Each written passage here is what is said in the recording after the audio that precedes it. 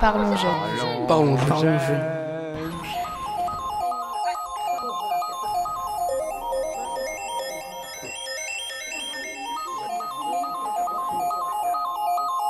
Elle est bleue avec des paillettes.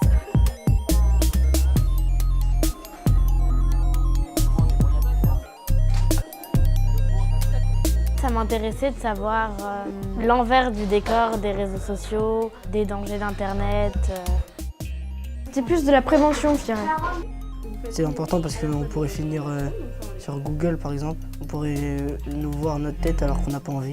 Le premier jour que j'ai adoré, c'est quand le directeur d'e-enfance est venu. Il nous a dit que la parole d'un enfant c'est la même que la parole d'un adulte.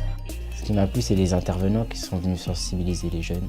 Le mercredi, on a reçu Génération Numérique qui, lui, nous a parlé donc, des fake news, des complots rigolos. Il était vraiment peut-être un peu fou, mais il était à fond dans son truc et moi j'aimais bien. Ils ont donné un certain nombre d'informations. Par exemple, sur une image d'un éléphant, ils ont mis un lion pour faire croire qu'il sauvait le lion.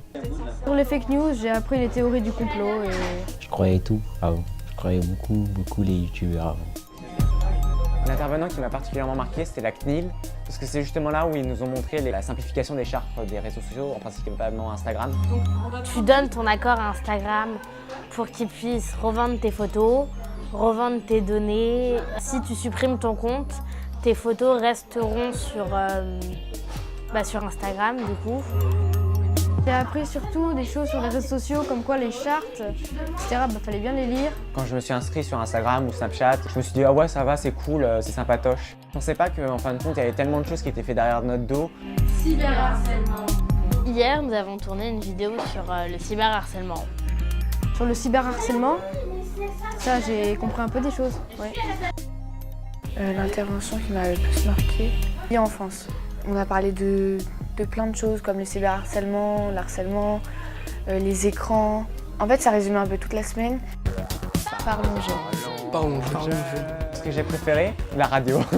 J'ai un blog, mais que... On doit se mettre devant les micros avec le casque et c'était bizarre. La première fois, on entendait notre voix. Les interviews, la radio, tout ça, ça m'a beaucoup. Si vous étiez un objet technologique, On leur a ce serait posé quel? des questions. Après, on leur a fait un portrait chinois sur les réseaux sociaux. Si tu étais un réseau social, qu'est-ce que tu serais? On a repris les émissions de radio et on les a corrigées, on a rectifié un peu, on a monté les volumes. Et puis après, on les a envoyés sur le blog grâce à SoundCloud. Au final, on n'a fait que d'apprendre en fait. J'ai bien aimé apprendre, utiliser une caméra parce que je savais pas du tout comment les youtubeurs faisaient comme ça. Donc 2 personnes ont été piochées, Monica et Ayoun. C'est 2 élèves qui vont aller à Bruxelles pour présenter le projet Parlons jeunes. Ils iront défendre les recommandations qu'on a pu émettre durant cette semaine devant les défenseurs des droits européens vers le réseau ENOC pour après que des recommandations soient faites au niveau des États pour défendre les enfants sur les réseaux sociaux. J'ai adoré ce stage. Vraiment, il était super. Si ça recommençait, je recommencerais. Parlons jeunes. Parlons jeunes.